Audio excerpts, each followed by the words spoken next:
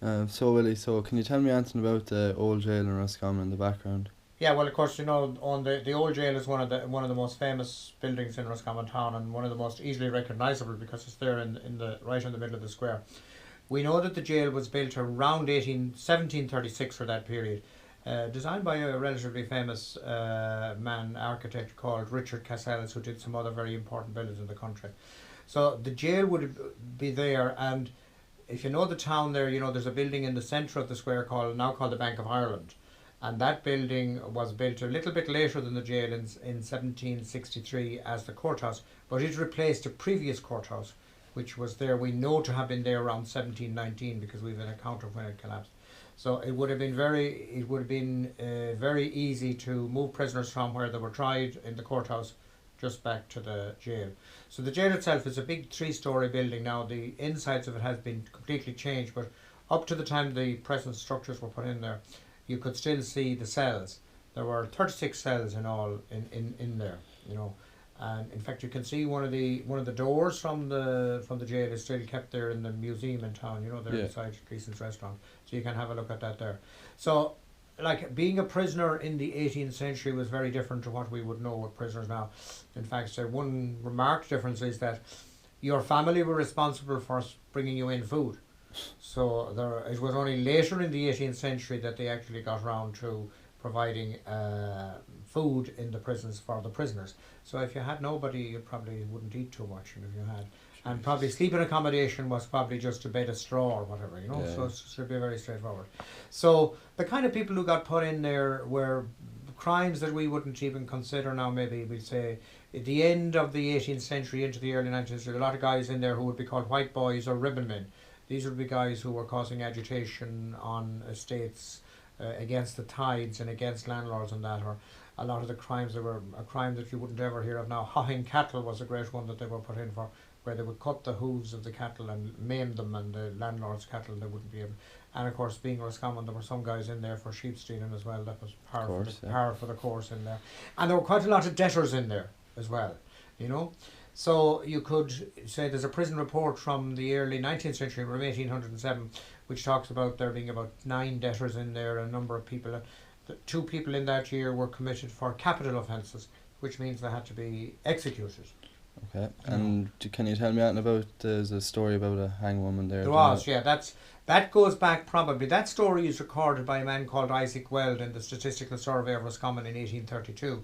And at the end of his description, he says he talked to some people who actually knew this woman. But it would seem that she lived probably in the 1780s, 1790s, maybe around 1800.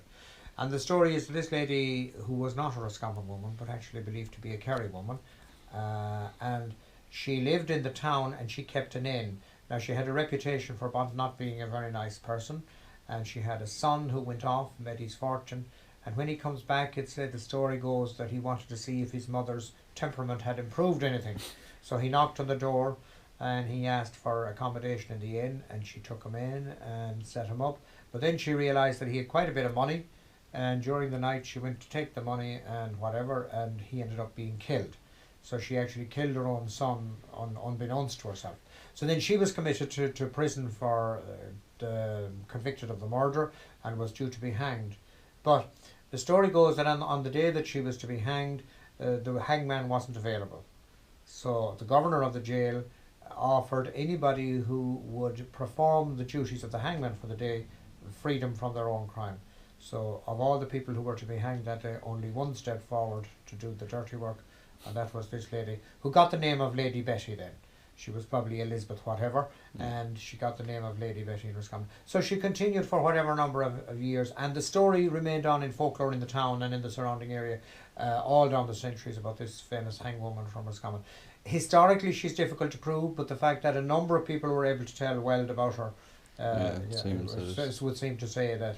So the jail continued on then in town until in 1814, the grand jury, which would have been meeting in what we now know as the Bank of Ireland, that would have been their meeting place.